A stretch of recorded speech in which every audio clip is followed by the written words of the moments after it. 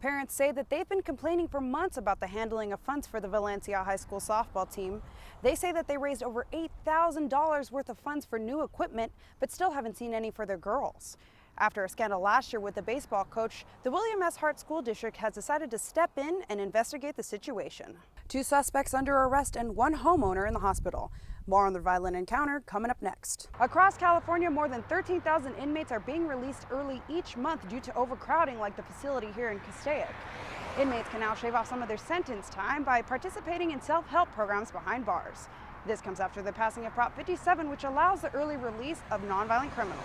It's a bumpy, jolty, jerky ride through Sierra Highway due to uneven pavement and poorly filled in potholes. But could these dents in the road be putting a dent in your wallet? I'm Jordan Sauceda. Coming up next, what kind of damage is this doing to your car and what this could cost you at the mechanic? Thanks to the Right to Rescue Act, concerned citizens can smash the window of any car that has an animal inside that's in danger. Now, this violent accident just took place moments ago behind me on the corner of Sierra Highway and Golden Valley Road. Now, police tell me that one man was rushed to the hospital and the other man is under arrest for suspicion of a DUI. In Los Angeles, Jordan Sauceda, ABC 7 Eyewitness News.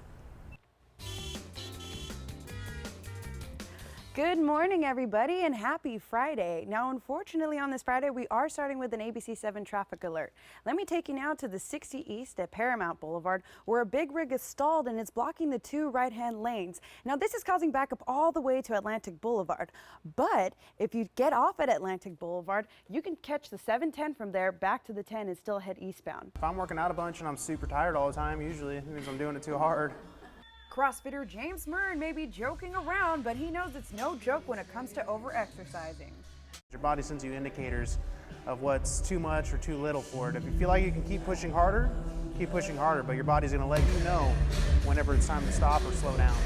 Group workout classes like CrossFit can be a great total body workout, but beginners find themselves overwhelmed and overworked trying to keep up with the high-intensity training, leaving them a greater chance of getting injured than getting a six-pack. Sports trainer and yoga instructor Jen Hughes says going too fast too soon can hurt you rather than help you. Blood moves to the extremities, pupils dilate, and panic ensues, and then they can't catch their breath, and they just want it to be over. And that's why you see a lot of athletes melting down or panicking or just kind of falling apart. So if you're going from couch to class, you should start with goals that are in line with your fitness ability and grow from there. Just ask 55-year-old CrossFit Games athlete Donna Murren. When I first started CrossFit, I weighed over 200 pounds, and I couldn't do what they call box jumps, so I stepped up on a 10-inch box. I claimed to never be able to do pull-ups in my life, so they modified that, so I used a band. Donna's advice to people? Listen to the coaches that are trained to tell you how to modify things. That's what CrossFit's all about. It's all about modifying for you at your skill level, and it's got everything before you that you can keep growing and maturing and building and becoming a stronger, better athlete. In a class setting like this, it's important to remember to take things slow, focus on good technique, and remember, a good warm-up is key to being injury-free. Bumpy roads and fast cars are a common theme on Sierra Highway through Santa Clarita. Another theme, potholes, and poorly filled in potholes. The long stretch of road is a popular route that's sprinkled with uneven pavement all along the way. Back in the fall, the city spent about $9 million to repave parts of Soledad Canyon Road as part of the road rehab project. Although signs brand the city's name, the road is owned by Caltrans, which is why it hasn't been repaved.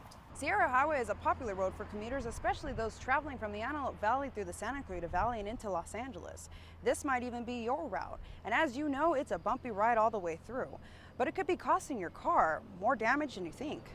Mechanic JC at Sierra Auto says there's a few problems that come from driving over potholes. So it'll mess up the alignments, it'll crack your rims, flatten tires, and generally a major wear and tear on your vehicle.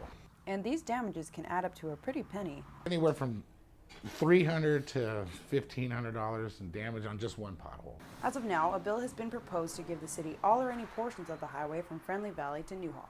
If this bill passes, the city and state will still need to negotiate standards. But for a mechanic, maybe potholes aren't such a bad thing. Great spot to have a mechanic shop because the potholes are our friends. In Santa Clarita, Jordan Sauceda, Valley View News.